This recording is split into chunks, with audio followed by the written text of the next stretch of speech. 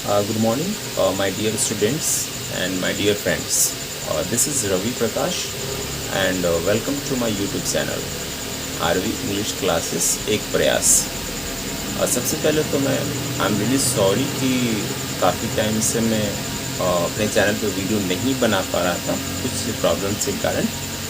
सो अब मैं वापस आ गया हूँ और अब आई प्रॉमिस कि आपको जो हमारी वीडियो है ग्रामेटिकल पोर्शन की वो आपको रेगुलर बेसिस पे मिलते रहेंगी। सो इसी वादे के साथ मैं आगे कंटिन्यू करता हूँ। सो जैसा कि अगर आपने हमारे पहले अगर चैनल पे आपने गो थ्रू किया होगा तो आपको पता होगा कि मैंने नाउन का वीडियो अपलोड ऑलरेडी कर दिया था। नाउन था, वॉइस था, नरेशन था, सेंटेंस भी होगा। Okay, so parts of speech की सीरीज़ को हम आगे बढ़ाते हैं और जैसा कि नाउन मैंने आपको ऑलरेडी करा दिया है तो अब हम स्टार्ट करते हैं प्रोनाउन से।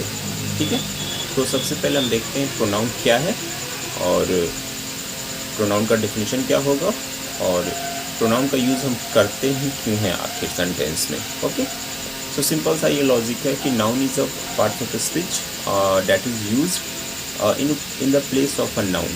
Okay, to avoid its repetition within a sentence.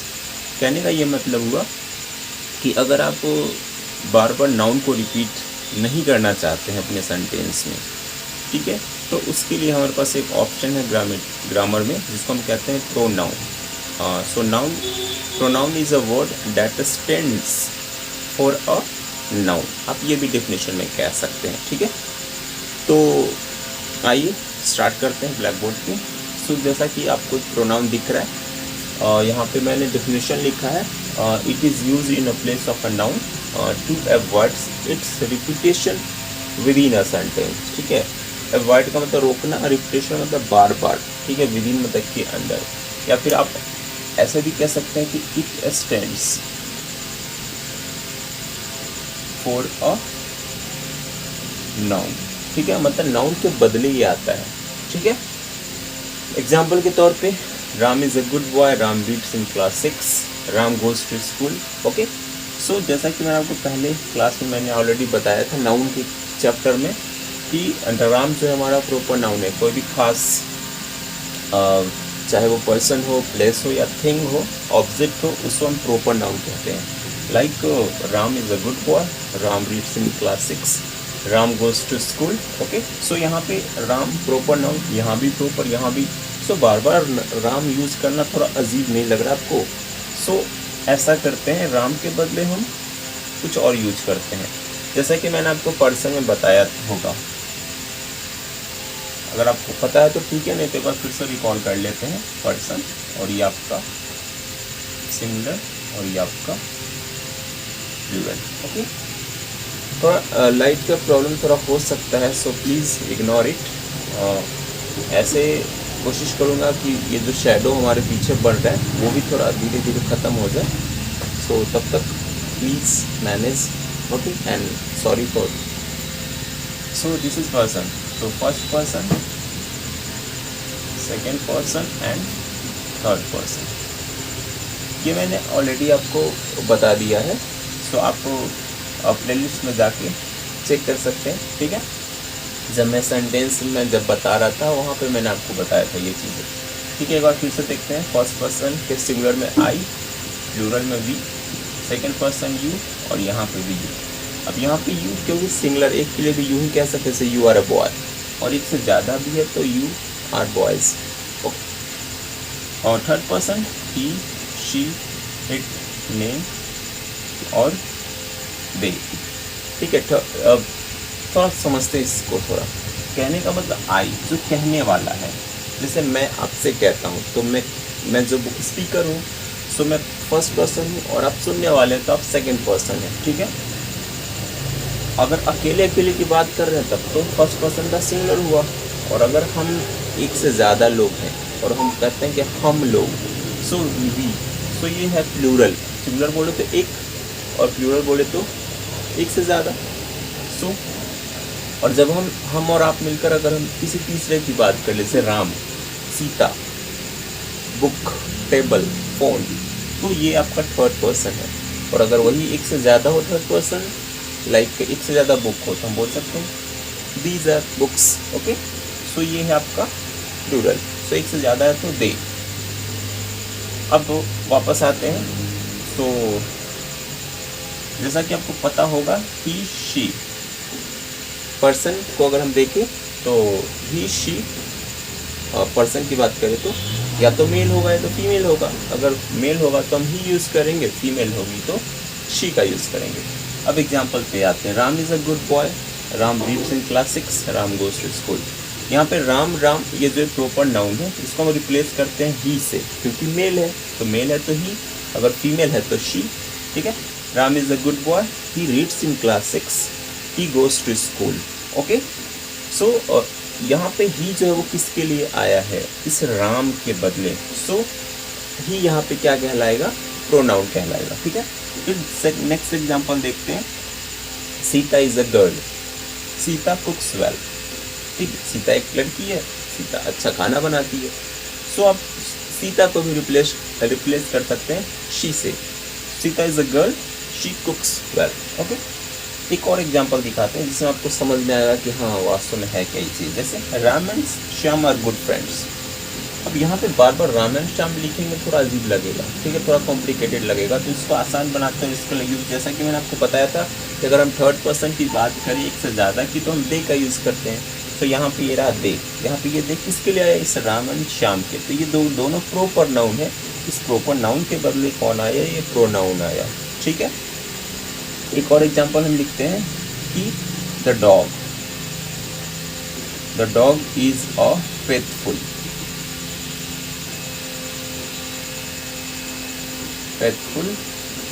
Animal. अब देखिए, sorry,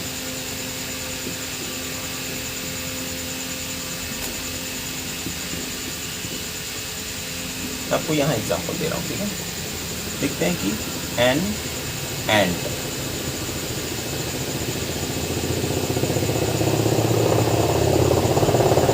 is a small insects।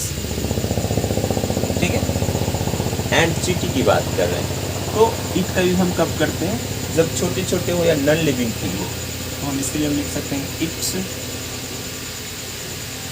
It's moves slowly. ठीक है, तो यहाँ पे इट किसके लिए आ रहा है, इस नाउन के बदले। ठीक है, ये जो हमारा एंड है वो कॉमन नाउन है। ठीक है, तो नाउन के बदले ये इट है, तो इट क्या कहलाएगा, आपका प्रोनाउन कहलाएगा।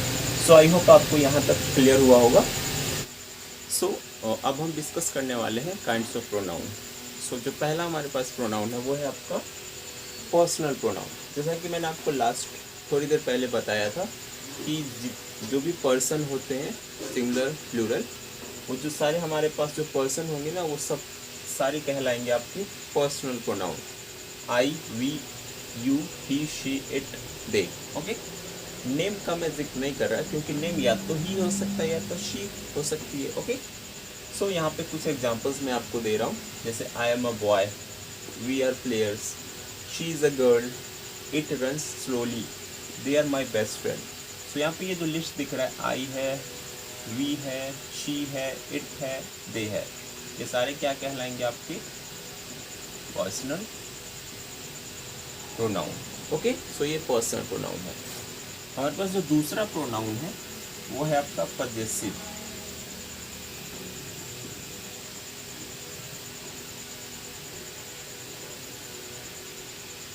थोड़ी बहुत साउंड की प्रॉब्लम हो रही होगी, so I am really sorry for that.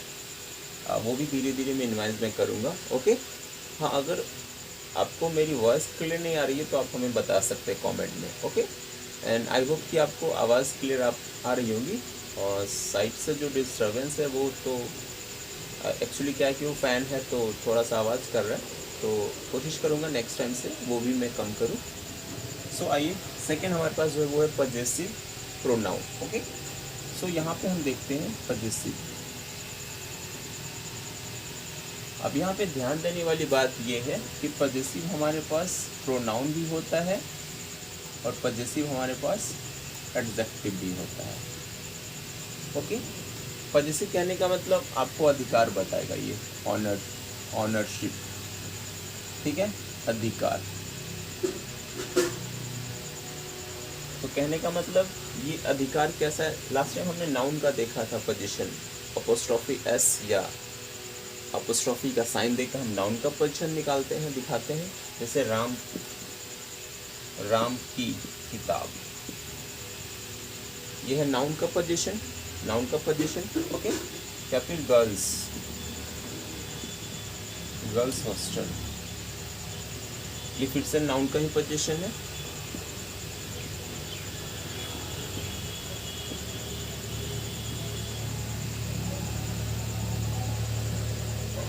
ठीक है, ये फिर से नाउन का पोजीशन है। तो हम या तो अपोस्ट्रोफी एस या फिर अपोस्ट्रोफी, तो ये साइन देख के हम नाउन का पोजीशन, ठीक है, नाउन का अगर हमको पोजीशन दिखाना है, नाउन पोजीशन,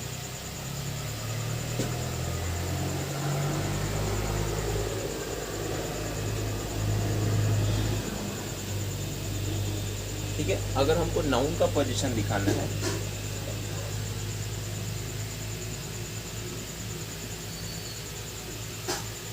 तो हमारे पास ये तरीका है, ठीक है। नाउन के पोजीशन के लिए हमारे पास ये तरीका है। आप नाउन के पोजीशन को आप ऐसे दिखा सकते हैं, या तो अपोस्ट्रोफी एस, जब भी हमारे पास सिंगुलर होगा तो अपोस्ट्रोफी एस का साइन देंगे, राम की किताब। अगर हमारे पास प्लूरल होगा तो सिर्फ हम अपोस्ट्रोफी का साइन देंगे। और तीसरा तरीका हमारे पास अगर नॉन लिविंग थिंग होगा तो हम ऑफ लगाएंगे, ओके। सो आइए हम प्रोनाउन पे आते हैं।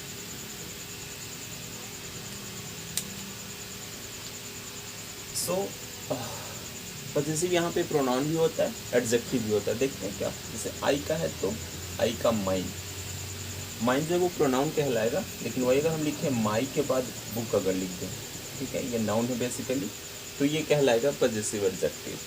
इस तरह वी का देखें तो आवर्स, और यहाँ पे हम आवर के बाद नाउन लगा दें तो एडजेक्टिव बनेगा। इसी तरह यू का योर्स, और यहाँ पे हम योर के बाद नाउन लगा दें तो पॉजेसिव एडजेक्टिव होगा। इसी तरह ही का हिज, लेकिन यहाँ पे हिज के बाद अगर हम नाउन लगाते हैं तो ये पॉजेसिव एडजेक्टिव होगा। शी का हर्स, लेकिन अगर आप हर के बाद नाउन लगाएं तो possessive adjective.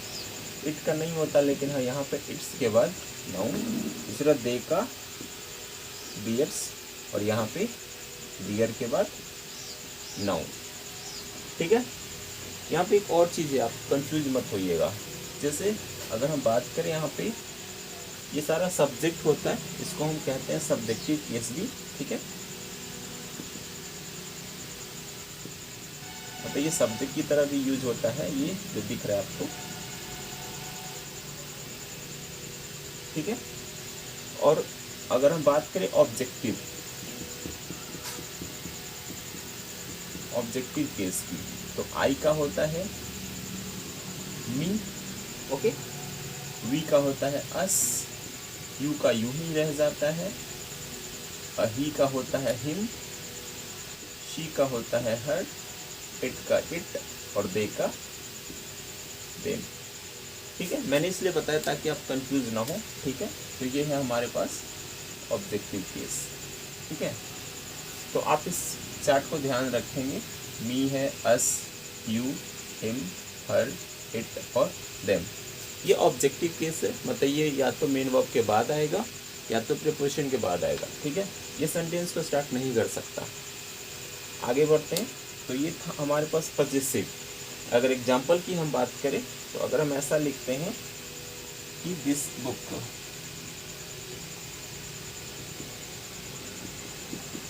Book is mine, ठीक है।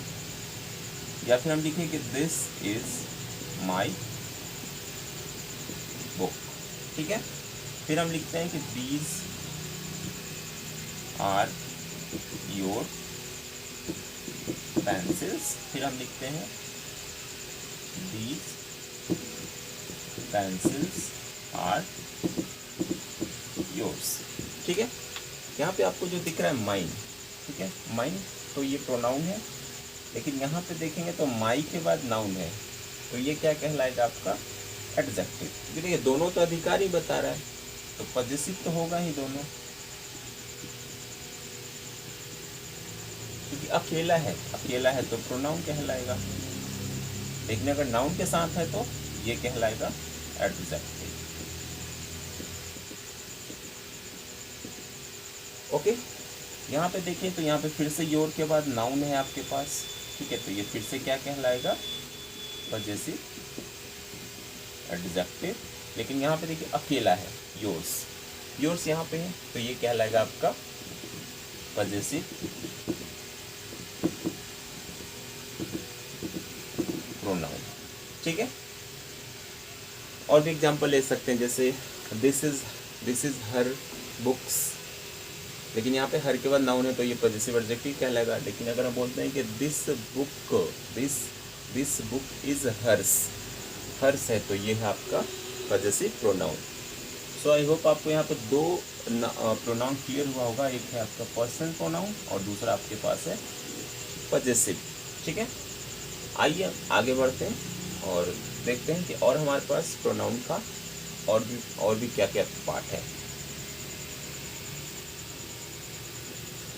ओके, सो यहाँ पे हमने देखा दो प्रोनाउन, ठीक है, पर्सनल देखा, पॉजिटिव देखा, इसके एग्जांपल्स भी देखे और हमने ये देखा कि हम इसे यूज़ कैसे करेंगे, कब हमारा प्रोनाउन होगा, कब हमारा एडजेक्टिव होगा, ठीक है। तो अगर अकेला है, क्योंकि देखिए नाउन को हटाने के लिए हम प्रोनाउन को यूज़ कर रहे हैं, तो हम नाउन को साथ में क्यों लेके चलेंगे, इसलिए जब भी नाउन आया तो एडजेक्टिव होगा, ठीक है, अकेला आया तो प्रोनाउन होगा, ठीक है। आई होप आपको ये दो काइंड ऑफ प्रोनाउन आपको समझ में आया होगा। ओके, सो इस वीडियो में फ़िलहाल इतना ही, और अगला जो वीडियो हमारा होगा उसमें प्रोनाउंस के जो रिमेनिंग टाइप्स बचे हुए हैं, लाइक अभी बहुत सारे प्रोनाउंस हैं, लाइक इंट्रोगेटिव है, उसके बाद रेसिप्रोकल है, रिफ्लेक्सिव है, एम्फैटिक है, रिलेटिव है, एक्सक्लेमेटरी है, ओके, इंडेफिनिट है, डिस्ट्रीब्यूटिव है। सो मैं अगला जो वीडियो होगा उसमें मैं सारे प्रोनाउंस को कवर करूँगा, ठीक है। उसके बाद हम एक्सरसाइज भी करेंगे ताकि आपको प्रोनाउन अच्छे से क्लियर हो जाए, ओके। सो और ये वीडियो अब आपको डेली बेसिस रेगुलर बेसिस पे मिलती ही रहेंगी, ये हमारा प्रॉमिस है, ओके। सो तब तक के लिए keep watching, keep liking, and अगर आप इस चैनल पर नए हैं तो please do subscribe my channel. आपको चैनल का नाम दिख रहा होगा, तो आप बेल आइकन को प्रेस भी कर देंगे ताकि आपको जो भी मैं वीडियो अपलोड करूं, क्योंकि ऑलरेडी मैंने बहुत ये लेट हो चुका है, क्योंकि पिछले 1-2 महीने से मैं वीडियो नहीं बना रहा था, तो मेरे जो भी स्टूडेंट्स हैं उन सबको सारे लोग वेट कर रहे थे कि सर अगला वीडियो बनाएं। तो फाइनली अब मैं वापस आ गया हूं और मैं आपको ये वीडियो अब डेली बेसिस पे अपलोड करते रहूँगा, ठीक है। और सारे ग्रामेटिकल पोर्शन हम कवर करेंगे। इसके बाद जो बुक का होगा वो बुक वाला पोर्शन भी हम कवर करेंगे, ठीक है। सो और आप इस वीडियो को शेयर करिए अपने सारे फ्रेंड्स को, क्योंकि आपको ही पता होगा कि कोविड के कारण सारे स्कूल तो बंद ही है, कोचिंग भी इवन बंद ही है। तो जैसा कि मैंने आपको पहले ही प्रॉमिस किया था कि इंग्लिश का सारा पोर्शन मैं कवर कराऊंगा, ठीक है। तो ये मैं प्रॉमिस अभी भी है हमारा आपसे। सो आप इस चैनल पे बने रहिए और वीडियोस को देखते चलिए, ठीक है।